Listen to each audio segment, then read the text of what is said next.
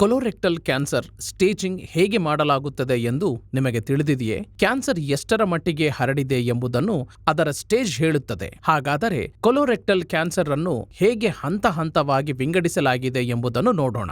ಯಾವುದೇ ಕ್ಯಾನ್ಸರ್ ರೋಗ ನಿರ್ಣಯ ಮಾಡುವ ಮೊದಲು TNM ಹಂತವನ್ನು ಬಳಸಲಾಗುತ್ತದೆ. ಟಿ ಎಂದರೆ ಟ್ಯೂಮರ್ ಗಾತ್ರ ಮತ್ತು ಅದು ಎಷ್ಟು ಬೆಳೆದಿದೆ ಎಂಬುದನ್ನು ಸೂಚಿಸುತ್ತದೆ. N ಎಂದರೆ ಕ್ಯಾನ್ಸರ್ ಕೋಶಗಳು ಲಿಂಫ್ ನೋಡ್ಸ್ಗಳಿಗೆ ಹರಡಿವೆ ಎಂದರ್ಥ.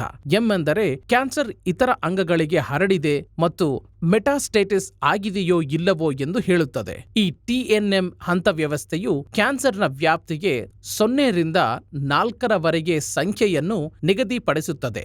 ಭಾರತದಲ್ಲಿ ಹಂತ 0 ಎಂದರೆ ಕ್ಯಾನ್ಸರ್ ಅದರ ಆರಂಭಿಕ ಹಂತದಲ್ಲಿದೆ ಮತ್ತು ಹೊರಭಾಗಕ್ಕೆ ಹರಡಿಲ್ಲ.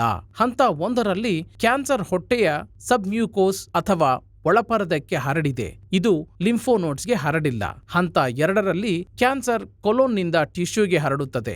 ಅದೇ ರೀತಿ ಹಂತ 4ರಲ್ಲಿ ಟ್ಯೂಮರ್ ಯಾವುದೇ ಸೈಜ್ನಲ್ಲಿ ಇದ್ದರೂ ಲಿಂಫ್ ನೋಡ್ಸ್ಗೆ ಹರಡಬಹುದು. ಆದ್ದರಿಂದ ಕ್ಯಾನ್ಸರ್ ಬಗ್ಗೆ ಜಾಗೃತಿ ಮೂಡಿಸಲು ಇದು ಉತ್ತಮ ಮಾರ್ಗವಾಗಿದೆ.